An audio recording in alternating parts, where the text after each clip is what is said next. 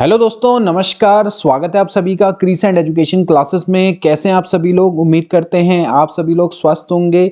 उत्तराखंड प्रवक्ता स्क्रीनिंग 2025 की आपकी तैयारी बहुत अच्छी चल रही होगी। 27 अप्रैल को आपका एग्जाम होने वाला है। यहाँ से आपके पास ऑलमोस्ट 2 महीने का दोस्तों समय रह गया है। ऐसे में दोस्तों हम आपके लिए एक विशेष सीरीज आज से शुरू करने वाले हैं कंबाइंड मॉडल पेपर की। इससे पहले भी दोस्तों हमने टीचिंग एप्टीट्यूड के मॉडल पेपर की सीरीज चलाई है और इससे पिछली वाली वीडियो में दोस्तों हमने आपको वादा किया था कि जल्दी आपके लिए एक नई इनोवेटिव सीरीज हम आपके लिए लेकर आएंगे। तो आज से दोस्तों हम कंबाइंड मॉडल पेपर की सीरीज दोस्तों लेकर आए हैं, जिसमें आपको प्रवक्ता स्क्रीनिंग के सभी सब्जेक्ट्स के क्वेश्चंस दोस्तों देखने को मिलेंगे। यहाँ पर आपको teaching aptitude, Uttarakhand GK, general GK, इसके अलावा हिंदी और रीजनिंग के प्रश्न दोस्तों देखने को मिलेंगे। अभी दोस्तों हम आपको छोटे मॉडल पेपर करवा रहे हैं। इसके बाद दोस्तों धीरे धीरे हम प्रश्नों की संख्या बढ़ाएंगे। जैसे जैसे आपका दोस्तों यहाँ पर जो टच है इसकी ओर को बढ़ता चला जाएगा, जैसे जैसे आपका दोस्तों यहाँ पर जो सहभागिता है वो बढ़ती चली जाएगी, वैसे वैसे दोस्तों आपकी हेल्प के लिए हम और मॉडल पेपर आपके लिए लेकर आते रहेंगे। उम्मीद करेंगे दोस्तों कि ये आपको प्रवक्ता स्क्रीनिंग एग्जाम में जरूर मदद करेगी। ये दोस्तों आपके जो मॉडल पेपर है ये आपको पूरी प्रैक्टिस करवाएंगे। एक तरह से आपको प्रवक्ता स्क्रीनिंग एग्जाम के लिए पूरी तरह से दोस्तों तैयार करेंगे। एग्जाम का दोस्तों आपके लिए माहौल दोस्तों पैदा हम आपके लिए कर रहे हैं, जिससे कि आप एग्जाम में 100% सफल हो सके, इस स्क्रीनिंग एग्जाम को आप क्वालिफाई कर पाएं। आई होप कि दोस्तों आपको हमारा ये प्रयास अच्छा लगेगा। आज हम दोस्तों आपके लिए पहला मॉडल पेपर लेकर आए हैं, पार्ट नंबर 1। इसमें दोस्तों आपके कुल मिला के 25 क्वेश्चन होने वाले हैं, लेकिन सभी सब्जेक्ट से आपके प्रश्न रहने वाले हैं और ये सभी प्रश्न दोस्तों आपके महत्वपूर्ण रहेंगे। आपके बिल्कुल प्रवक्ता स्क्रीनिंग के सिलेबस के अकॉर्डिंग हमने ये मॉडल पेपर दोस्तों डिजाइन किया है और आई होप कि दोस्तों आपको अच्छा लगेगा। इन 25 प्रश्न में से आपको जितने प्रश्न आए ये जरूर बताइएगा, कमेंट बॉक्स में आप जरूर बताइएगा कि आपको ये मॉडल पेपर कैसा लगा। तो चलिए दोस्तों आज की क्लास को हम शुरू करेंगे। आज हम पढ़ेंगे कंबाइंड मॉडल पेपर का पार्ट नंबर 1। तो चलिए आज की क्लास को शुरू करते हैं। तो दोस्तों आज का पहला प्रश्न है कंबाइंड मॉडल पेपर का, ऑडियो कॉन्फ्रेंसिंग किसके अंतर्गत आयोजित की जा सकती है। टीचिंग एप्टीट्यूड का दोस्तों प्रश्न है, कम्युनिकेशन के अंदर का दोस्तों प्रश्न है। Audio conferencing can be conducted under tele conferencing के अंतर्गत, केवल दृश्य साधन के अंतर्गत, केवल श्रव्य साधन के अंतर्गत या फिर एपिडाइस्कोप के अंतर्गत। तो इसका राइट ऑप्शन दोस्तों क्या होना चाहिए, एक बार सोचिए क्या इसका आंसर होना चाहिए। इसका राइट आंसर हो जाएगा दोस्तों टेली कॉन्फ्रेंसिंग के अंतर्गत। दोस्तों जो ऑडियो कॉन्फ्रेंसिंग है ये आपका टेली कॉन्फ्रेंसिंग का एक प्रकार है। टेली कॉन्फ्रेंसिंग दोस्तों क्या है, बेसिकली दोस्तों एक संचार की तकनीक होती है जिसके माध्यम से दो या अधिक लोग या फिर समूह हैं, चाहे वे आपस में किसी दूरी में भी हो, उसके बावजूद भी दोस्तों वो ऑडियो, वीडियो या फिर डेटा के माध्यम से आपस में संवाद कर सकते हैं, आपस में कम्युनिकेट कर सकते हैं। तो टेली कॉन्फ्रेंसिंग के अंतर्गत दोस्तों ऑडियो कॉन्फ्रेंसिंग आती है, जिसमें आप केवल आवाज़ के माध्यम से दोस्तों कम्युनिकेट करते हैं। इसके अलावा वीडियो कॉन्फ्रेंसिंग आती है, जिसमें आवाज़ के संग संग वीडियो के माध्यम से भी बातचीत होती है। फिर इसके अलावा वेब कॉन्फ्रेंसिंग आती है, जिसमें वीडियो भी है, ऑडियो भी है और इसके अलावा आप डेटा भी साझा कर सकते हैं। जैसे कि कोई डेटा में आपका कोई डॉक्यूमेंट्स है या फिर प्रेजेंटेशन है, इसको भी दोस्तों आप आपस में एक दूसरे के संग साझा कर सकते हैं। इसके अलावा दोस्तों एक वेबिनार भी होता है, ये भी दोस्तों आपके टेली कॉन्फ्रेंसिंग का एक पार्ट होता है, जिसमें आप ऑनलाइन सेमिनार या फिर प्रशिक्षण सत्र को दोस्तों आयोजित करा सकते हैं। इसके रूप में इसका उपयोग दोस्तों किया जाता है। तो ऑडियो कॉन्फ्रेंसिंग आपकी टेली कॉन्फ्रेंसिंग के अंतर्गत दोस्तों आता है। बहुत इंपॉर्टेंट दोस्तों ये प्रश्न रहने वाला है। इसके बाद अगला आप देखेंगे दोस्तों क्वेश्चन नंबर 2। क्वेश्चन नंबर 2 है दोस्तों, राष्ट्रीय ज्ञान आयोग का मुख्य उद्देश्य क्या था। टीचिंग एप्टीट्यूड का another very very important question, what was the main objective of the national knowledge commission. तो नेशनल नॉलेज कमीशन का प्रमुख उद्देश्य क्या था, आर्थिक विकास, शिक्षा प्रणाली में सुधार, तकनीकी नवाचार या फिर कृषि विकास। ओके, तो इसका राइट ऑप्शन दोस्तों क्या हो जाएगा, इसका राइट ऑप्शन हो जाएगा शिक्षा प्रणाली में सुधार। शिक्षा प्रणाली में सुधार दोस्तों उस समय पर राष्ट्रीय ज्ञान आयोग का प्रमुख उद्देश्य था। भारत सरकार के द्वारा दोस्तों इसको 2005 में दोस्तों स्थापित किया गया था। दोस्तों एक सलाहकारी निकाय था और इसका प्रमुख उद्देश्य यही था कि जो ज्ञान आधारित समाज है इसका निर्माण करना और शिक्षा, अनुसंधान और सूचना प्रौद्योगिकी के माध्यम से हमारे आर्थिक विकास को बढ़ावा देना, शिक्षा प्रणाली में सुधार करना, अनुसंधान और नवाचार को बढ़ावा देना, सूचना तकनीकी का विकास करना। और ये दोस्तों आपका जब गठित हुआ था तो 13 जून 2005 को दोस्तों ये गठित हुआ था। उस समय पर इसके जो अध्यक्ष थे वो सैम पित्रोदा दोस्तों बनाए गए थे। इन्होंने 4 किस्तों में अपनी रिपोर्ट प्रस्तुत करी थी। कहने का मतलब है 2006, 2007, 2008, 2009। 2009 में दोस्तों इन्होंने अपना अंतिम दस्तावेज दोस्तों प्रस्तुत किया था। तो बहुत इंपॉर्टेंट नेशनल नॉलेज कमीशन, इस पर आधारित दोस्तों हम पहले भी क्लास ले चुके हैं। इसके बाद दोस्तों नेक्स्ट है यूजीसी के तहत नैक, इसका पूरा नाम क्या है? What is the full form of NACC, establish under UGC? बहुत महत्वपूर्ण दोस्तों प्रश्न, national assessment and accreditational council या फिर national academic and assessment council, national assessment and accreditational committee, या फिर इनमें से कोई नहीं। तो नैक दोस्तों, इसका राइट ऑप्शन दोस्तों क्या हो जाएगा? चलिए पहले आपको बता देते हैं। इसका राइट ऑप्शन है ऑप्शन नंबर ए, यानी कि national assessment and accreditational council. Okay, basically इसको बोलते हैं हिंदी में राष्ट्रीय मूल्यांकन और प्रत्यायन परिषद, नैक। ओके, इसकी स्थापना दोस्तों 1994 में की गई थी, इसको ध्यान रखना। और इसकी जो स्थापना है वो यूजीसी के द्वारा दोस्तों की गई। NAAC, इसकी स्थापना का क्या उद्देश्य है दोस्तों? बेसिकली जो उच्च शिक्षण संस्थान है इनकी गुणवत्ता का मूल्यांकन करना। ओके, इनको एक्रेडिशन देना। ओके, या इसको बोलते हैं प्रत्यायन करना। शिक्षा की गुणवत्ता में सुधार के लिए संस्थानों को गाइड करना, अनुसंधान, शिक्षण और छात्र समर्थन आदि को बेसिकली जो आपके स्टैंडर्ड हैं उनके अनुरूप बनाना, ये बेसिकली NAAC की स्थापना के दोस्तों उद्देश्य हैं। तो NAAC बेसिकली इसका काम ये है, जैसे कि नाम से पता लग रहा है कि national assessment and accreditation council. तो 1994 में दोस्तों इसकी स्थापना की गई थी। अगला प्रश्न देखेंगे दोस्तों, क्वेश्चन नंबर 4, विश्वविद्यालय अनुदान आयोग की स्थापना किस वर्ष हुई थी? In which year was the university grant commission establish? Again teaching aptitude का एक बहुत महत्वपूर्ण प्रश्न। तो दोस्तों इसका राइट ऑप्शन हो जाएगा according to the option that is 1956। विश्वविद्यालय अनुदान आयोग की दोस्तों जो स्थापना है वो 1956 में हुई थी। देखिए जो अकॉर्डिंग टू ऑप्शन है वो इसका राइट ऑप्शन 1956 होगा। वैसे दोस्तों जो यूजीसी है उसकी स्थापना 28 दिसंबर 1953 को औपचारिक तौर पर दोस्तों हुई थी और 1956 में संसद अधिनियम के द्वारा इसको वैधानिक निकाय का दोस्तों दर्जा दिया गया था। ओके, यूजीसी क्या काम करता है दोस्तों? ये उच्च शिक्षा की निगरानी करता है, कोऑर्डिनेशन करता है, उसके लिए स्टैंडर्ड नियम बनाता है, उनका मानकीकरण दोस्तों करता है। इसके अलावा विश्वविद्यालय और जो कॉलेज है उनको वित्तीय सहायता दोस्तों ये प्रदान करता है, उच्च शिक्षा की गुणवत्ता को सुनिश्चित करता है, अनुसंधान को प्रोत्साहित करता है, नए विश्वविद्यालयों की स्थापना करता है, उनको एक्रेडिशन देता है। इसी के अंदर जो NAAC जिसकी हमने बात करी थी, तो ये यूजीसी के अंतर्गत दोस्तों आते हैं। तो इसका जो स्थापना है according to option that is 1956। 1956 में दोस्तों बेसिकली ये आपका संसद अधिनियम के द्वारा वैधानिक निकाय का दोस्तों इसको दर्जा दिया गया था, इसको ध्यान रखेंगे। वैसे 28 दिसंबर 1953 को इसकी स्थापना हुई थी। ओके, अब बात करेंगे अगले प्रश्न की। कोठारी आयोग द्वारा दिए गए अपने शिक्षा संबंधी सुझाव में निम्नलिखित में से कौन सा नहीं है आपने बताना है। Which one of the following is not one of the suggestion given by the Kothari commission regarding education? बहुत इंपॉर्टेंट है दोस्तों कोठारी आयोग। तो नेशनल सरकार जो है नेशनल एजुकेशन एक्ट और राज्य सरकार जो है स्टेट एजुकेशन एक्ट बनाए। शिक्षा मंत्रालय के सांख्यिकी विभाग का सुदृढ़ीकरण किया जाए। तकनीकी शिक्षा के लिए उद्योगों पर कर लगाया जाए। राष्ट्रीय शिक्षा अनुसंधान और प्रशिक्षण परिषद को अखिल स्तर पर विद्यालय कार्यभार सौंपा जाए। ओके, तो इसमें से क्या सुझाव दोस्तों नहीं दिया गया था? जो कोठारी आयोग है दोस्तों इसने ये सुझाव नहीं दिया था कि तकनीकी शिक्षा के लिए उद्योगों पर कर लगाया जाए। इन्होंने ये बताया था कि जो केंद्र सरकार है वो नेशनल एजुकेशन एक्ट बनाए, इसी तरह से जो राज्य सरकार है वो स्टेट एजुकेशन एक्ट बनाए। शिक्षा मंत्रालय का जो स्टैटिस्टिकल डिपार्टमेंट है उसको सुदृढ़ीकरण किया जाए। NCERT को पूरे ऑल इंडिया लेवल पर विद्यालय शिक्षा का कार्यभार सौंपा जाए।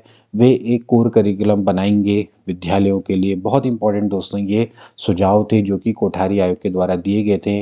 कोठारी आयोग दोस्तों जिसकी स्थापना की गई थी 14 जुलाई 1964 को और इसके जो अध्यक्ष थे वो थे दौलत सिंह कोठारी, जो कि उस समय पर दोस्तों यूजीसी के भी दोस्तों आपके अध्यक्ष थे। बहुत प्रमुख आपके ये व्यक्ति थे। और जो कोठारी आयोग था इसका जो मेन काम यही था कि भारत की पूरी शिक्षा प्रणाली का व्यापक मूल्यांकन करना है और उसमें जो सुधार है उसके लिए सुझाव देने थे। इन्होंने प्राथमिक शिक्षा हो, माध्यमिक शिक्षा हो, उच्च शिक्षा हो, सभी स्तरों पर अपने सुझाव दिए थे, उनका मूल्यांकन किया था और उसमें जो सुधार है उसके भी दोस्तों इन्होंने अपने उपाय दिए थे। तो इनकी प्रमुख सिफारिशों में यहाँ पर हमने दोस्तों लिखी है। इसके अलावा भी दोस्तों इनकी प्रमुख सिफारिश यही थी कि भाई शिक्षा है उसमें बजट मतलब बजट का जो शिक्षा में प्रावधान है वो 6% होना चाहिए, यानी कि केंद्र जो सरकार है वो अपने बजट में 6% शिक्षा के लिए सुरक्षित रखे। तो और भी दोस्तों इनके द्वारा कई सारे सुझाव दिए गए थे जिनमें से यहाँ पर सुझाव लिखे गए, लेकिन तकनीकी शिक्षा के लिए उद्योगों पर कर इनका सुझाव नहीं था। ओके, अब बात करेंगे दोस्तों और प्रश्नों की। अब देखिए हमने पहले बोला कि कंबाइंड मॉडल पेपर है, तो यहाँ पर आपको सभी विषयों के प्रश्न दोस्तों देखने को मिलेंगे जो कि स्क्रीनिंग में आते हैं। जैसे कि हिंदी में जो वाणी द्वारा व्यक्त ना किया जा सके उसके लिए एक शब्द है, ठीक है। तो जो वाणी द्वारा व्यक्त ना किया जा सके उसके लिए एक शब्द क्या होता है? स्वानुभूति, अनिर्वचनीय, रहस्य या फिर इनमें से कोई नहीं। तो इसका राइट ऑप्शन दोस्तों क्या हो जाएगा? जो वाणी के द्वारा व्यक्त ना किया जा सके उसको हम बोलते हैं ऑप्शन नंबर बी, अनिर्वचनीय। ओके, तो जिसको आप वाणी के द्वारा व्यक्त नहीं कर सकते हैं तो वो अनिर्वचनीय कहलाता है। ओके, अगला प्रश्न देखेंगे। वाक्य के अशुद्ध भाग यानी कि त्रुटिपूर्ण भाग का आप दोस्तों चयन करना है। अभी पूरा का पूरा दोस्तों वाक्य है, पूरा ABCD पूरा वाक्य है और आपने बताना है कि इसमें त्रुटि कहाँ पर हुई, किस भाग में त्रुटि हुई है। तो देखिए क्या है, मैं पटना गया तो उस समय मेरे पास केवल 20 रुपए मात्र थे। तो इसमें कहाँ पर आपको गलती दिखाई देती है? मैं पटना गया तो उस समय मेरे पास मात्र 20 रुपए थे, ठीक है। तो केवल 20 रुपए मात्र थे, तो ये गलत है दोस्तों। यहाँ पर मात्र 20 रुपए थे, बिल्कुल यहाँ से इतने से काम चल जाएगा। और मात्र 20 रुपए, तो केवल 20 रुपए मात्र थे, यहाँ पर आपका गलत हो जाता है। तो इस भाग में दोस्तों गलती दिखाई देती है, तो डी वाला ऑप्शन दोस्तों क्या हो जाएगा? करेक्ट हो जाएगा, ठीक है। बाकी शुद्ध अशुद्ध वाले भी आपके दोस्तों प्रश्न आएंगे, आप अपना हिंदी का सिलेबस देखिएगा। इसके बाद आपने दोस्तों बताना है कि इनमें से कौन सा तद्भव शब्द नहीं है, ठीक है। तद्भव शब्द नहीं है, ओके। तो ये आपने बताना है। तत्सम और तद्भव शब्द, इससे भी दोस्तों आपके प्रश्न दोस्तों आएंगे, ठीक है। तत्सम शब्द दोस्तों क्या होते हैं? संस्कृत के वे शब्द होते हैं जो कि बिना किसी परिवर्तन के सीधे जिनको हिंदी में लिया गया है। और तद्भव शब्द वे होते हैं जो कि संस्कृत के मूल शब्दों से विकसित हो चुके हैं और बेसिकली आधुनिक भारतीय भाषाओं में वे परिवर्तित हो गए हैं। ऐसे परिवर्तित शब्दों को ही हम तद्भव शब्द कहते हैं। तो इसका राइट ऑप्शन है जो तद्भव नहीं है, तस्कर इसका राइट ऑप्शन हो जाएगा। तस्कर दोस्तों आपका क्या है? तत्सम शब्द है। और अगर मैं इसके तद्भव शब्द की दोस्तों बात करूं तो तद्भव इसका जो शब्द है वो है चोर, ठीक है। तस्कर बेसिकली क्या है? चोर के लिए कहा जाता है। तो जो तस्कर है वो तत्सम शब्द है और चोर इसका क्या है? तद्भव शब्द है। बाकी अगर पत्ता, हाथ, अंग्रेज है, सभी आपके क्या है? तद्भव शब्द हैं, ओके। अगला देखेंगे, सदाचार में उपसर्ग कौन सा है, ठीक है। प्रत्यय और उपसर्ग, ओके। उपसर्ग है जो कि आपके किसी भी शब्द के स्टार्टिंग में लगते हैं, प्रत्यय बाद में लगते हैं। तो सदाचार में दोस्तों आपका क्या है? तो सदाचार में दोस्तों आपका क्या है? सत धन आचार, ओके। तो ये बेसिकली आपका क्या है? स्टार्टिंग में सत जो है यही आपका क्या है? इसमें उपसर्ग है। सत का मतलब क्या होता है दोस्तों? बेसिकली अच्छा या शुभ, ओके। आचार यानी कि व्यवहार। तो जिसका अच्छा व्यवहार है या अच्छी नीति है यही क्या कहलाता है? सदाचार कहलाता है। या अच्छा आचरण या फिर श्रेष्ठ व्यवहार ही सदाचार कहलाता है। तो बेसिकली जो सदाचार है इसमें सद क्या है? उपसर्ग है, ओके। तो इस तरह से आप इसको ध्यान रखेंगे। अगला देखेंगे क्वेश्चन नंबर 10। जंगम का विलोम शब्द क्या है? विलोम शब्द भी दोस्तों आपके आएंगे। तो अगम, दुर्गम, स्थावर या फिर चंचल, ओके। तो क्या है दोस्तों इसका होना चाहिए? 1 मिनट के लिए सोचिए, इसका राइट ऑप्शन दोस्तों क्या होना चाहिए। वीडियो को पॉज भी कर सकते हैं और अपनी तरफ से आंसर भी दे सकते हैं। हम इसका राइट आंसर देंगे दोस्तों स्थावर। तो जंगम का जो विलोम शब्द होता है दोस्तों वो होता है स्थावर। जंगम का अर्थ क्या होता है दोस्तों? जो कि चलने फिरने में सक्षम होता है, जैसे कि मानव है, पशु है, उसको हम क्या बोलते हैं? जंगम बोलते हैं। स्थावर का मतलब क्या होता है? जो कि स्थिर होता है, हिल डुल ना सके, जैसे कि पहाड़ है, वृक्ष है, ये क्या है? स्थावर है। और जंगम का मतलब क्या हो गया? जो कि चलायमान है, यानी कि जो चलने फिरने में सक्षम हो, ओके। अगला प्रश्न दोस्तों जो कि आपका अब रीजनिंग से देखने को मिलेगा। इसमें देखिए आपको बताना है कि 2137 की पावर है 753, इसका इकाई अंक क्या है, what is the unit digit of the number this. Okay, तो देखिए दोस्तों इस प्रश्न को कैसे सॉल्व किया जाता है आपके सामने दोस्तों मैं इस प्रश्न को सॉल्व करूंगा, ध्यानपूर्वक देखिएगा कि इसको मैं कैसे करूंगा दोस्तों। तो देखिए जब भी दोस्तों आपके पास इस तरह का प्रश्न आता है, जब आपको पावर निकालनी हो तो बस आपको क्या करना होता है, जो लास्ट वाला जो अक्षर है या लास्ट वाला दोस्तों जो डिजिट है उसी की पावर आपने निकालनी होती है। तो जैसे 2137 की पावर 753 है, तो बेसिकली आपको देखना है 7 की पावर 753। अब दोस्तों आपको सबसे पहले ध्यान होना चाहिए कि जो 7 है 7 की साइकिल क्या है। ओके, जैसे हम देखते हैं भाई 2 है तो 2 की साइकिल क्या है, 2 की पावर 1 करने पे क्या आता है 2 आता है, 2 की पावर 2 करने पे 4 आता है। ओके, फिर उसके बाद 2 की पावर 3 करेंगे तो 8 आएगा। ओके, फिर 2 की पावर 4 करेंगे तो 8 दूनी 16 यानी कि लास्ट में 6 आएगा। ओके, फिर 2 की पावर 5 करेंगे तो फिर 6 दूनी 12 आ जाएगा।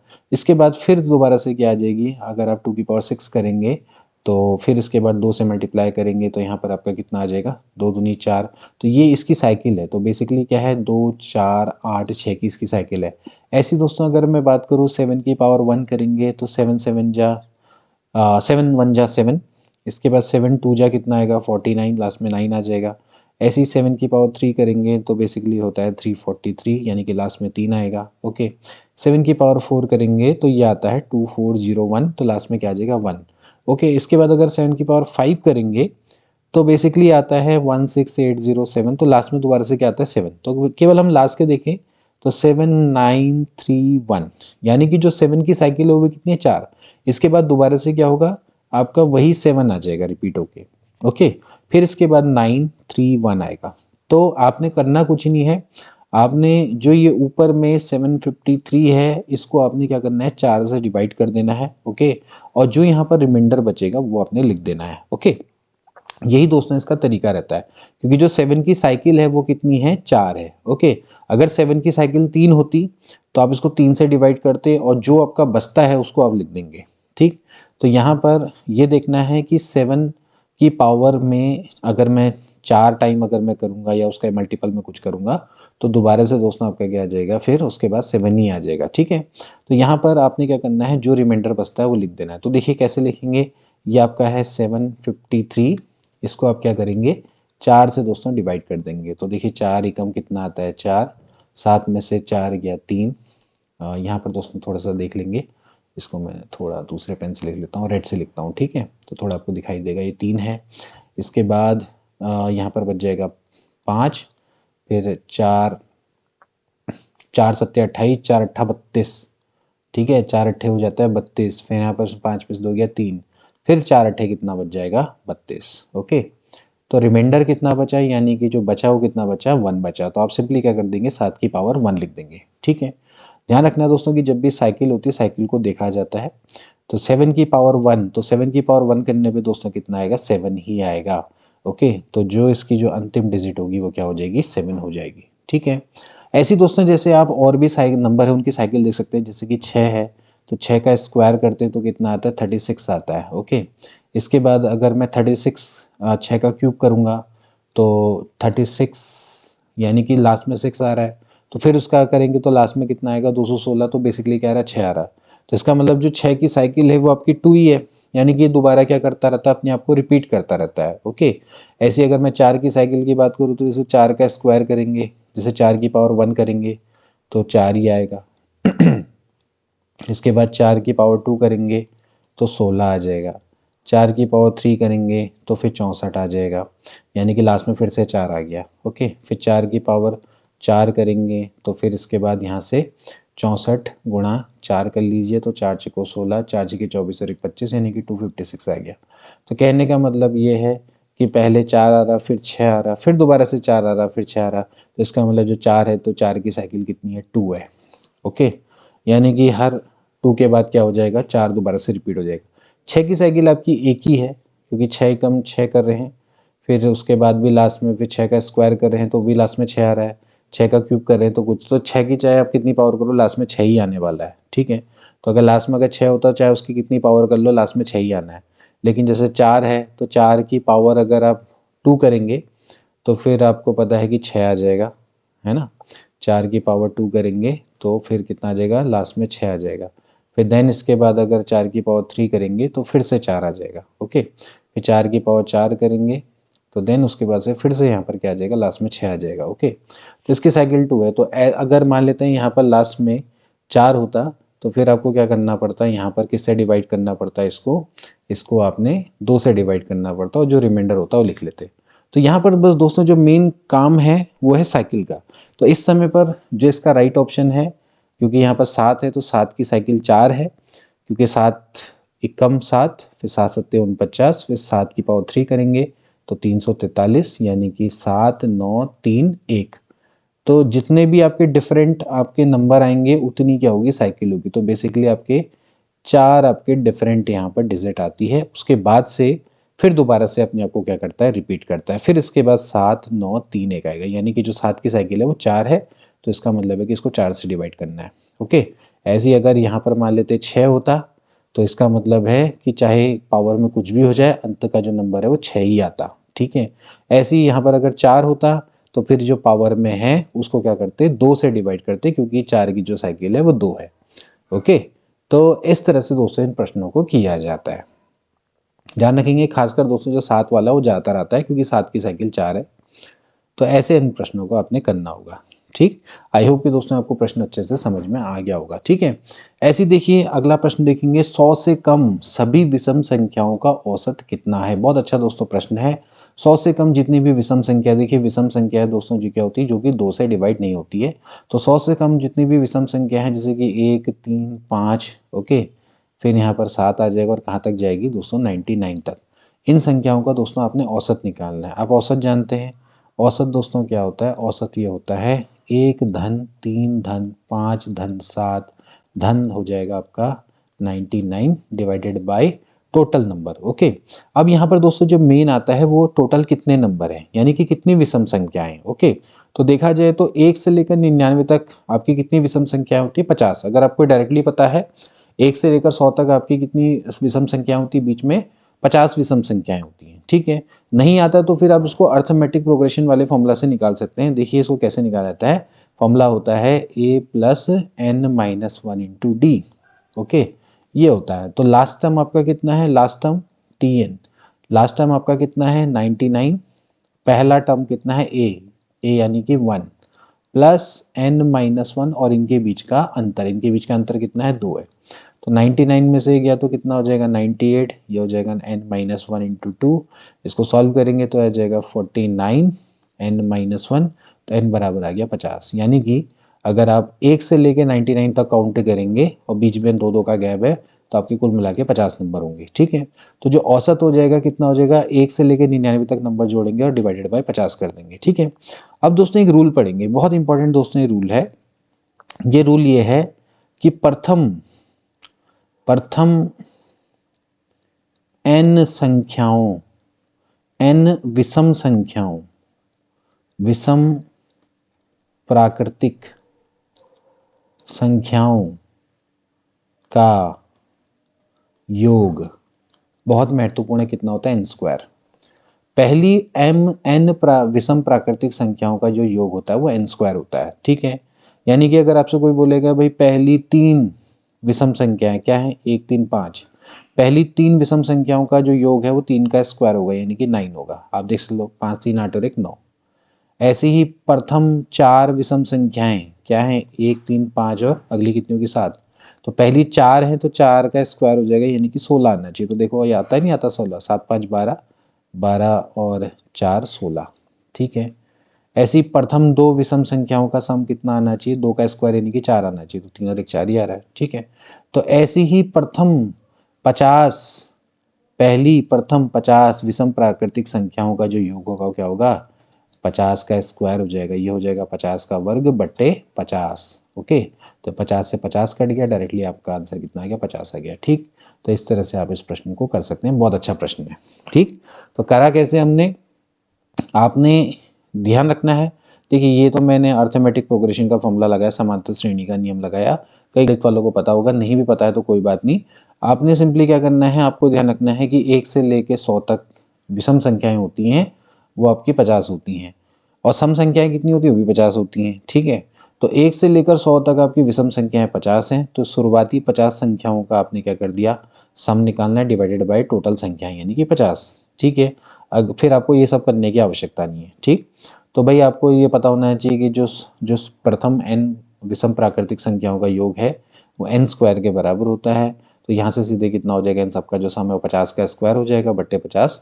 यहाँ से सॉल्व करके डायरेक्टली आंसर निकालेंगे, तो D option will be correct. Okay, अगला देखेंगे, एक बेईमान व्यापारी अपना माल क्रय मूल्य पर ही बेचता है, फिर भी वह कम तौल कर 25% लाभ है वो अर्जित कर लेता है। 1 किलोग्राम के स्थान पर वो कितना तोलता है? A dishonest trader sell his goods at a cost price but still he makes a profit of 25% by being less. How much does he weight instead of 1 kg?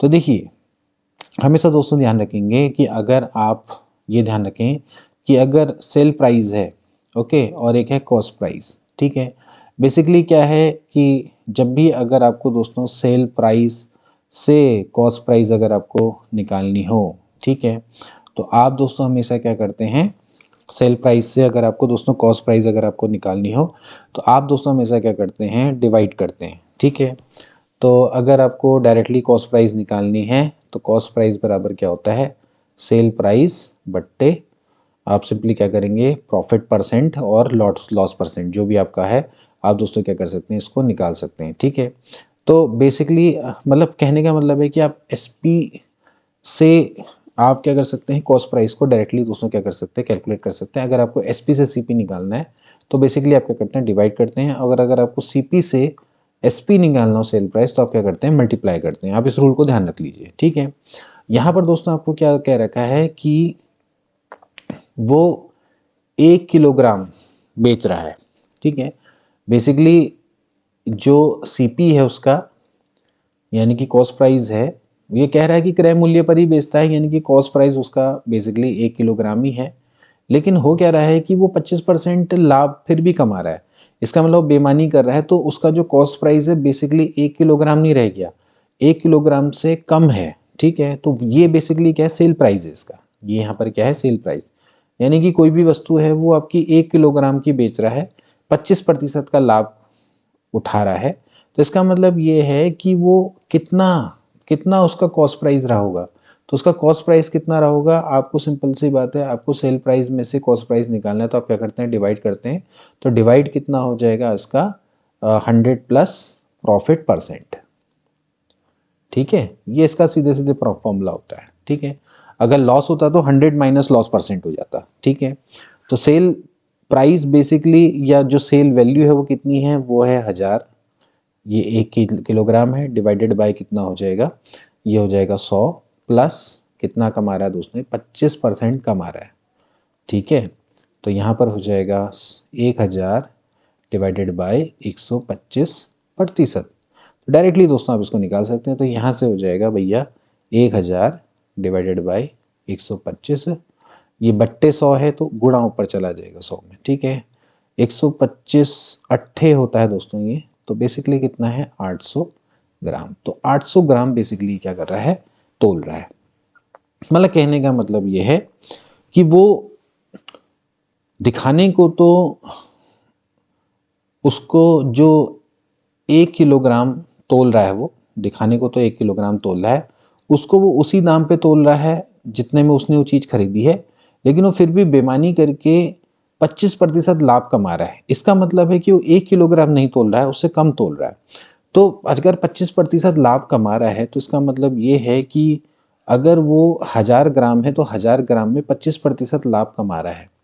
इसका मतलब ये है कि बेसिकली वो कितना तोल रहा होगा, तो हम क्या करेंगे, 1000 बट्टे जितना प्रतिशत लाभ है यानी कि 125%, 100 प्लस 25%। तो यहाँ से बेसिकली हमें क्या मिल जाएगा, यहाँ से हमें मिल जाएगा 800 ग्राम ये बेसिकली लाभ कमा रहा है। ठीक है, तो ये इसका दोस्तों तरीका रहता है। इसके पीछे अगर आप देखें, ये तो एक शॉर्ट ट्रिक है। अगर आप चाहें तो दोस्तों इसको वैसे भी कर सकते हैं कि मान लेते हैं जो इसका जो लाभ है या बेसिकली क्या कर रहा होगा, मान लेते हैं कि ये मान लेते हैं ये x ग्राम तोल रहा होगा। आप इसको ऐसे भी कर सकते हैं कि जैसे मान लेते हैं अगर आपको थोड़ा प्योर मैथमेटिशियन तौर पे इसको करना है तो आप इसको ऐसे भी कर सकते हैं कि मान लेते हैं ये x ग्राम को क्या कर रहा होगा, तोल रहा होगा, ठीक है। मतलब कि ये 1 किलोग्राम की जगह पे x ग्राम तोल रहा होगा। फिर ये क्या कर रहा होगा, x प्लस x का 25%, ठीक है, ये मिला के कितना मिल रहा होगा, 1 किलोग्राम यानी कि 1000 ग्राम। ऐसे भी आप इसको कर सकते हैं, ठीक है। तो यहाँ से कितना हो जाएगा, x प्लस x का 25 बट्टे कितना हो जाएगा 100 बराबर हो जाएगा 1000 ग्राम, ठीक है। यानी कि x ग्राम है, x ग्राम में तोल रहा होगा, फिर उसका 25% लाभ कमा के ये 1000 ग्राम मतलब कि ये बेच रहा होगा, ठीक है। बेसिकली x ग्राम ये तोल रहा होगा, फिर इसको 25% का प्रॉफिट हो रहा होगा और ये बराबर 1000 ग्राम हो रहा होगा, ठीक है।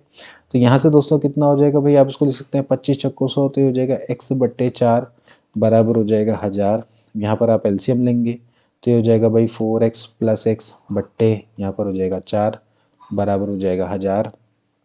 तो हो जाएगा 5x बराबर हो जाएगा 1000 गुणा 4, इसको इधर ले आएंगे तो x बराबर हो जाएगा 1000 गुणा 4 बट्टे 5, ठीक है। इसको सॉल्व करेंगे तो 5 दूनी 10 होता है, तो ये आ जाएगा 4 दूनी 8 यानी कि 800 ग्राम। तो आप इसको इस तरह से भी निकाल सकते हैं। तो ये आपका तरीका यहाँ पर रहने वाला है, ओके। तो ये इस तरह से दोस्तों हम क्या कर सकते हैं, आसानी से इसको कैलकुलेट कर सकते हैं। तो ये आपकी प्योर मैथमेटिशियन मेथड है, यानी कि एक मैथमेटिशियन इसको इस तरह से करेगा। आप एक शॉर्ट तरीके में करना चाहेंगे तो आप सिंपली ये निकालेंगे कि भैया कोई चीज़ है वो 1000 ग्राम की बेच रहा है, इसमें 25% का लाभ कमा रहा है, तो डिवाइडेड बाय क्या हो जाएगा 125%। तो डायरेक्टली एक्चुअली वो कितने में तोल रहा होगा वो आपको पता लग जाएगा, ठीक है। Answer is B, okay. इसके बाद अगला देखेंगे एक और रीजनिंग का प्रश्न दोस्तों। एक कोड भाषा में PUZZLING को ZZUPGNIL लिखा है। आप इसको ध्यान से देखेंगे तो PUZZLING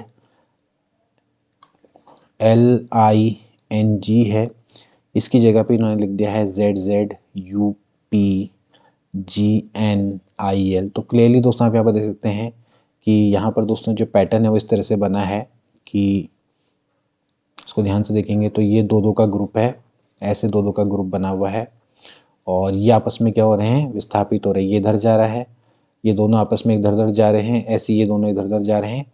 जगह तो चेंज कर ही रहे हैं, साथ में इनकी अक्षरों की भी संख्या, मतलब ये भी अपना स्थान चेंज कर रहे हैं। मतलब ZZ आगे चला गया, PU आगे चला गया, साथ ही साथ ये दोनों भी क्या कर दे रहे हैं, अपनी जगह को चेंज कर दे रहे हैं। ऐसी LI है वो इधर चला गया, NG इधर चला गया, लेकिन साथ ही साथ ये अपनी जगहों को भी क्या कर दे रहे हैं, आपस में इंटरचेंज कर दे रहे हैं। मतलब कि पूरा बॉक्स भी इधर उठ के जा रहा है, साथ में जगह भी अपनी चेंज कर रहे हैं। ऐसे यहाँ पर अगर देखें तो जैसे ये है JIPIJAPA, तो इसको लिख रहे हैं ये IPIJAPAJ, इस तरह से लिख रहे हैं। तो यहाँ पर भी आप ध्यान से देखेंगे तो यहाँ पर भी वही हो रहा है, ये बॉक्स है, ये बॉक्स है, ये बॉक्स है और ये बॉक्स है। तो ये आपस में अपनी जगहों को इंटरचेंज कर रहे हैं, आपस में अपनी जगहों को क्या कर रहे हैं, इंटरचेंज कर रहे हैं। ये आपस में इधर उधर जा रहे हैं, लेकिन साथ ही साथ अपनी जगहों को भी इंटरचेंज कर दे रहे हैं। यानी कि PI का IP हो जा रहा है, JI का IJ हो जा रहा है, JA का AJ हो जा रहा है, PA का AP हो जा रहा है, ठीक है। तो ऐसे दोस्तों आपने यहाँ पर भी करना होगा। तो देखो जैसे कि SWIZZLED है, तो पहला आपका काम क्या रहेगा भैया, पहला काम ये रहेगा कि पहले इनके दो के बॉक्स बना दो, ये इस तरह से, ये दो के हमने बॉक्स बना दिए, ओके। इसके बाद हम क्या करेंगे, इनको आपस में इंटरचेंज कर देंगे, आपस में इंटरचेंज कर देंगे। तो जो IZ है, ठीक है, यहाँ पर आपका IZ आ जाएगा, यहाँ पर SW आ जाएगा, यहाँ पर ED आ जाएगा, देन यहाँ पर आ जाएगा ZL। इसके बाद ये भी अपनी क्या करेंगे, जगहों को इंटरचेंज कर देंगे। तो ये आ जाएगा ZI, ओके, यहाँ पर आ जाएगा WS, ये हो जाएगा DE and this is LZ। तो ZIWSDELZ, so D option will be correct, so D option will B right, okay. तो ऐसे आपने इन रीजनिंग के प्रश्नों को दोस्तों करना होता है। इसके बाद दोस्तों एक और प्रश्न देखेंगे दोस्तों, जो कि आपका बॉक्स वाला है, ठीक है, फिगर मैट्रिक्स वाला है। ये वाले भी प्रश्न दोस्तों आपके आते हैं। फाइंड द मिसिंग नंबर आपने देखना है। आप इसको ध्यान से देखें, 18, 12, 3 और 72, ओके।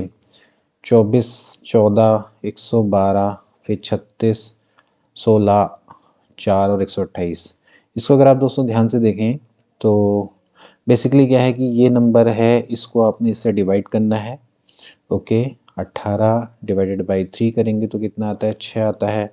उसके बाद आप क्या करिए, इस 6 को मिडिल वाले नंबर से मल्टीप्लाई कर देना है, तो 12 छीके कितना आता है, 72 आता है। ओके, इसी तरह से ये पैटर्न भी देखने को मिलेगा। अगर आप देखेंगे तो 32 को आप क्या करेंगे, 4 से डिवाइड करेंगे, 4 अट्ठे 32, एंड 16 को अगर आप 8 से मल्टीप्लाई करेंगे तो 16 अट्ठे कितना हो जाएगा, 128 हो जाएगा। ठीक है, आप देख सकते हैं। ठीक, तो यही पैटर्न यहाँ पर भी करना होगा, यानी कि 24 को आपने क्या करना होगा, किसी नंबर से डिवाइड करना होगा, यानी कि यहाँ पर का जो नंबर है वो 24 को डिवाइड करेगा, एंड इसके बाद जो डिवाइड होके आएगा उसका क्या होगा, मल्टीप्लाई होगा 14 से, देन उसके बाद क्या आएगा, 112 आएगा। तो इसके लिए सबसे पहले आप क्या काम करें कि 14 जो है वो 112 को कैसे डिवाइड करता है, तो आप देखेंगे 112 बट्टे जब 14 करेंगे तो 14 अट्ठे 112 होता है, 8 चौको 32, 3 8 का 8 और 3 11, यानी कि यहाँ पर ये क्या हो रहा है, ये आपका 8 टाइम जा रहा है। ठीक है, और इसका मतलब है कि 8 को अगर आप देखें तो 8 तियाँ क्या होता है, 24 होता है। ठीक, तो इसका मतलब क्या है कि यहाँ पर का जो नंबर रहा होगा वो क्या रहा होगा, पक्का 3 रहा होगा। 3 से क्या करेंगे, 24 को डिवाइड करेंगे तो 8 आएगा। ओके, और 8 को 14 से मल्टीप्लाई करेंगे तो 112 आ जाएगा। तो इस तरह का पैटर्न यहाँ पर रहा होगा। ठीक है, क्योंकि पैटर्न यही है कि ये जो नंबर है वो इसको डिवाइड करेगा, जो डिवाइड होगा वो इससे मल्टीप्लाई होगा। ऐसे ही ये जो नंबर है वो 32 को डिवाइड करेगा, जो भी डिवाइड करके आएगा वो इससे मल्टीप्लाई होगा। तो सेम चीज़ यहाँ पर भी होनी है, ये जो नंबर है इसको डिवाइड करेगा। ओके, और इसके बाद जो आएगा उसका इससे मल्टीप्लाई होगा तो ये नंबर आएगा। ठीक है, इसका मतलब ये है कि 14 112 को डिवाइड कर रहा होगा, तो 14 को 112 से डिवाइड करेंगे तो कितना आएगा, 8 आएगा। इसका मतलब 14 और 8 का मल्टीप्लाई हो रहा होगा। ओके, यानी कि इस नंबर को इस नंबर से डिवाइड करने पे 8 आता है, तो बेसिकली 8 या 24 होता है, तो यानी कि वो नंबर क्या रहा होगा, 3 रहा होगा। 3 को 24 से डिवाइड करेंगे, मतलब 24 को 3 से डिवाइड करेंगे तो 8 रहा होगा, तो यहाँ पर 3 रहा होगा। तो इसका मतलब है कि B option will be correct. तो बहुत अच्छा प्रश्न था। ओके, आई होप कि दोस्तों आपको ये सेशन बड़ा अच्छा लग रहा होगा और ये क्लियर भी हो रहा होगा। ठीक है, अब बात करेंगे दोस्तों यहाँ पर हमारे उत्तराखंड के प्रश्नों की। ठीक है, सबसे पहले देखेंगे दोस्तों कि वर्ष 2024 में ये कह रहा है कि वर्ष 2024 में उत्तराखंड के किस क्षेत्र में शैल चित्र मिले हैं। बहुत अच्छा दोस्तों ये प्रश्न है। तो 2024 में उत्तराखंड का दोस्तों जो बेरीनाग क्षेत्र है, ठीक है, यहाँ से दोस्तों उत्तराखंड से शैल चित्र मिले हैं। बहुत अच्छा दोस्तों प्रश्न है। यहाँ पर से दोस्तों आपके प्राग ऐतिहासिक कालीन शैल चित्र दोस्तों मिले हैं। ओके, तो ये लाखों डियार के जैसे ही हैं दोस्तों, ये आपके थोड़ा सा चटक टाइप के हैं। तो ये दोस्तों आपके शैल चित्र मिले हैं जिससे कि प्राग ऐतिहासिक काल के मानव की दोस्तों यहाँ पर पुष्टि होती है। बहुत अच्छा दोस्तों ये है, तो उसको ध्यान में रखेंगे कि जो बेरीनाग कहाँ पर है दोस्तों, ये पिथौरागढ़ में दोस्तों अवस्थित है। यहाँ पर से दोस्तों आपके क्या मिले हैं, प्राग ऐतिहासिक कालीन एक तरह से शैल चित्र दोस्तों यहाँ पर मिले हैं। ओके, तो उसको ध्यान रखेंगे, बहुत इंपॉर्टेंट दोस्तों ये आपका प्रश्न रहने वाला है। ठीक है, करंट अफेयर्स का मान लीजिए। इसके बाद दोस्तों अगला आता है जो प्रश्न है वो है आपका, पूर्णागिरि नामक हिंदू धर्म तीर्थ उत्तराखंड के किस जिले में दोस्तों अवस्थित है। पूर्णागिरि दोस्तों आपका एक बहुत महत्वपूर्ण जो तीर्थ है, ये आपका चंपावत में दोस्तों अवस्थित है। आपको पता होगा, अगर नहीं भी पता है तो याद रखिएगा। जो पूर्णागिरि मंदिर है उत्तराखंड में दोस्तों, जो चंपावत है उसमें टनकपुर में दोस्तों अवस्थित है। ठीक है, ये प्रमुख शक्तिपीठों में से एक माना जाता है। ओके, तो ये आपका क्या है, पूर्णागिरि शक्तिपीठ के रूप में प्रसिद्ध है। नवरात्रि के समय पर यहाँ पर बहुत बड़ी संख्या में आपको भक्त देखने को मिलेंगे। ओके, तो ये हिंदू धर्म में जो 51 शक्तिपीठ है उनमें से एक दोस्तों माना जाता है। ठीक है, अगला देखेंगे, निम्नलिखित में से टिहरी रियासत के किस शासक को ब्रिटिश सरकार के द्वारा कंपेनियन ऑफ इंडिया और नाइट कमांडर की ये उपाधियों से दोस्तों विभूषित किया गया था। तो नरेंद्र शाह, कीर्ति शाह, मानवेंद्र शाह या फिर भवानी शाह। तो इसका राइट ऑप्शन हो जाएगा ऑप्शन नंबर बी दोस्तों। जो कीर्ति शाह थे, इनको ब्रिटिश सरकार के द्वारा कंपेनियन ऑफ इंडिया और नाइट कमांडर की उपाधियों से दोस्तों विभूषित किया गया था। कंपेनियन ऑफ इंडिया की जो इनको उपाधि दोस्तों 1898 में ब्रिटिश सरकार के द्वारा दी गई थी। उसके बाद 1901 में इनको नाइट कमांडर की उपाधि से दोस्तों सुशोभित किया गया था। 1900 में दोस्तों जब ये इंग्लैंड गए थे तो वहाँ इनको 11 तोपों की सलामी भी दी गई थी। इसके अलावा दिल्ली दरबार में 1903 में इनको KCFI सर की उपाधि भी दोस्तों दी गई थी। ओके, तो जो कीर्ति शाह है इनको कंपेनियन ऑफ इंडिया और नाइट कमांडर की उपाधियों से विभूषित किया गया है। ठीक है, अगला देखेंगे प्रश्न, कंकोड़ा खाल ओके किस आंदोलन से जुड़ा हुआ है। ठीक है, कंकोड़ा खाल उत्तराखंड राज्य आंदोलन, डोला पालकी आंदोलन, गाड़ी सड़क आंदोलन या फिर बेगार आंदोलन। इसका राइट ऑप्शन हो जाएगा दोस्तों ऑप्शन नंबर डी, बेगार आंदोलन से दोस्तों ये जुड़ा हुआ है। बेसिकली ये असहयोग आंदोलन से दोस्तों जुड़ा हुआ था। ठीक है, असहयोग आंदोलन, और असहयोग आंदोलन में बेसिकली ये कुली बेगार जो प्रथा है दोस्तों उसके खिलाफ दोस्तों ये आंदोलन था। और ये आज़ादी से पहले का दोस्तों आंदोलन है। ये जो आंदोलन है ये 12 जनवरी 1921 को हुआ था दोस्तों। ये 10 जुला क्षेत्र है इसके कोकड़ा खाल में दोस्तों ये विरोध हुआ था। ओके, तो उस समय पर दोस्तों यही था कि बेगार जो प्रथा है उसके खिलाफ दोस्तों ये आंदोलन दोस्तों शुरू हुआ था। और इस आंदोलन का जो नेतृत्व है वो अनुसुईया प्रसाद बहुगुणा के द्वारा किया गया था। ध्यान रखेंगे, अनुसुईया प्रसाद बहुगुणा। ठीक है, अनुसुईया प्रसाद बहुगुणा के द्वारा दोस्तों ये आंदोलन हुआ था, यानी कि इनके नेतृत्व में इस आंदोलन को किया गया था। ठीक है ना, तो इसको ध्यान रखेंगे, बहुत महत्वपूर्ण है। ठीक है, अनुसुईया प्रसाद बहुगुणा जिनको कि गढ़ केसरी के नाम से भी जाना जाता है। अगला प्रश्न देखेंगे दोस्तों, जनगणना 2011 के अनुसार उत्तराखंड की ग्रामीण शहरी जनसंख्या का प्रतिशत अनुपात कितना है। बहुत अच्छा दोस्तों प्रश्न है। तो जनगणना 2011 के अनुसार उत्तराखंड की ग्रामीण और शहरी जनसंख्या का अनुपात दोस्तों, वैसे तो अगर आप याद रखेंगे ऑन एन एवरेज 70:30 दोस्तों, ध्यान रखें तो 70:30 के आसपास कौन सा दोस्तों दिखाई देता है, ये वाला है ऑप्शन नंबर सी। तो ऑप्शन नंबर सी दोस्तों आपका करेक्ट हो जाता है 69.76 रेशियो 30:24। वैसे देखा जाए तो जनगणना 2011 के अनुसार उत्तराखंड की कुल जनसंख्या दोस्तों कितनी है, ये है 1,86,292। इसमें दोस्तों अगर आप देखेंगे कि जो ग्रामीण संख्या है तो दोस्तों वो है आपकी 70,36,954, और जो शहरी जनसंख्या है वो है लगभग 3,49,338। ओके, अगर आप इन दोनों का दोस्तों रेशियो निकालते हैं या इनको परसेंटेज में निकालते हैं, इसके परसेंटेज में निकालते हैं तो ये बैठता है 69.77% अप्रोक्सीमेटली, और ये बैठता है 30.23% अप्रोक्सीमेटली, या 30.24, इसको आप 76 मान लीजिए। ओके, तो जब आप इन दोनों का रेशियो निकालेंगे तो आपका कितना आ जाएगा 69.7776 30.24 तकरीबन। तो ये बेसिकली यानी कि कुल संख्या में से आप इसका परसेंटेज निकालिए तो शहरी आबादी आपको दोस्तों देखने को मिलेंगी कि 69.76% यहाँ पर आपकी ग्रामीण संख्या जनसंख्या है, और जो शहरी जनसंख्या है वो 30.23% है। तो बेसिकली आप उसको 70:30 में मान सकते हैं, लेकिन मोर प्रिसाइसली दोस्तों जो एग्जैक्ट होगा वो होगा 69.76 रेशियो 30.24। ओके, बहुत महत्वपूर्ण दोस्तों ये प्रश्न रहने वाला है। Okay, option number C is correct. इसके बाद अगला प्रश्न दोस्तों आपका जो कि जनरल जो जीके है उससे संबंधित, जनरल नॉलेज से संबंधित है। भारत में कितने राज्य समुद्री तट रेखा से लगे हुए हैं। बहुत अच्छा दोस्तों प्रश्न है ज्योग्राफी का। तो हमारे कुल कितने राज्य दोस्तों समुद्री तट रेखा से लगे हुए हैं, तो 9 राज्य दोस्तों हैं जो कि समुद्री तट रेखा से लगे हुए हैं। इसमें कौन कौन आते हैं दोस्तों, जैसे कि आपका गुजरात, फिर आता है महाराष्ट्र, गोवा, कर्नाटक, केरल, तमिलनाडु, आंध्र प्रदेश, ओके, आंध्र प्रदेश, उड़ीसा और पश्चिम बंगाल।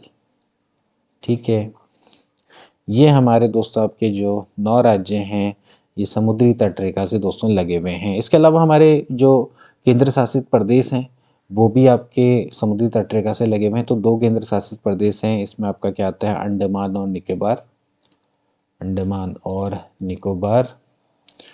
ठीक है, इसके अलावा लक्षद्वीप, अंडमान निकोबार द्वीप समूह और लक्षद्वीप समूह, ये भी आपके क्या हैं दोस्तों, आपके ये समुद्री तटरेखा से जुड़े हुए हैं। तो 2 केंद्र शासित प्रदेश और 9 आपके जो राज्य हैं वो समुद्री तटरेखा से लगे हुए हैं। अगला देखेंगे क्वेश्चन नंबर 22, सिकंदर के हमले के समय पे उत्तर भारत में निम्नलिखित में से किस राजवंशों का शासन था?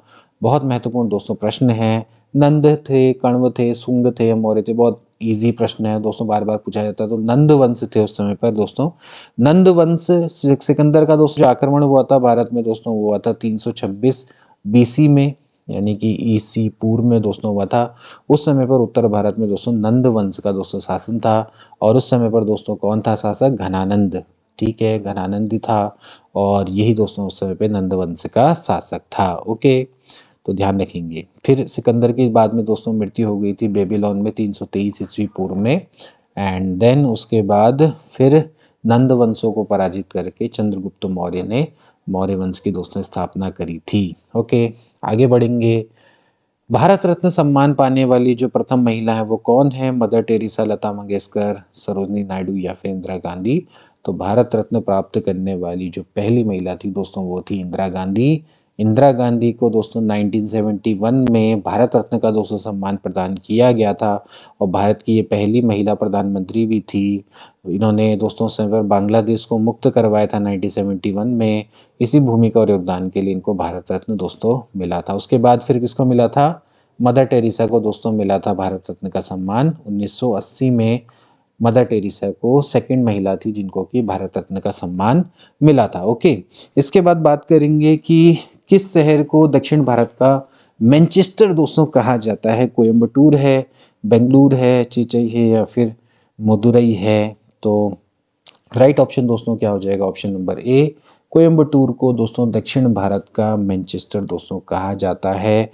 इसके कारण क्या है? क्योंकि दोस्तों यहाँ पर कपड़ा उद्योग का केंद्र है, कपास उत्पादन यहाँ पर होता है, औद्योगिक विकास दोस्तों यहाँ पर बहुत हुआ है, अनुकूल यहाँ पर दोस्तों जलवायु दिखाई देती है। ठीक है, तो यहाँ की जलवायु देखा जाए तो सूती वस्त्र है, उसके लिए काफ़ी उपयोगी है। और खाली यहाँ पर कपड़ा उद्योग ही नहीं है दोस्तों, यहाँ पर आपको कई मशीनरी, ऑटोमोबाइल्स और आईटी के क्षेत्र में भी बहुत बड़ी बड़ी यहाँ पर कंपनियाँ देखने को मिलेगी। इसके अलावा यहाँ पर प्रचुर मात्रा में कपास की खेती दोस्तों देखने को मिलती है। और कोयम्बटूर बेसिकली दक्षिण भारत में वस्त्र उत्पादन के लिए और कपड़ा मिलों के लिए प्रसिद्ध है, जैसे कि इंग्लैंड का जो मैनचेस्टर है, इसलिए इसको दक्षिण भारत का मैनचेस्टर कहा जाता है। अगला प्रश्न देखेंगे दोस्तों, जो कि आज के सेशन का आखिरी प्रश्न रहेगा। भारत का आर्थिक सर्वेक्षण प्रत्येक वर्ष सरकारी तौर पर प्रकाशित किसके द्वारा किया जाता है? भारत का आर्थिक सर्वेक्षण दोस्तों कौन प्रकाशित करता है? भारतीय रिजर्व बैंक द्वारा, भारत सरकार के वित्त मंत्रालय द्वारा, नीति आयोग के द्वारा या फिर वाणिज्य मंत्रालय?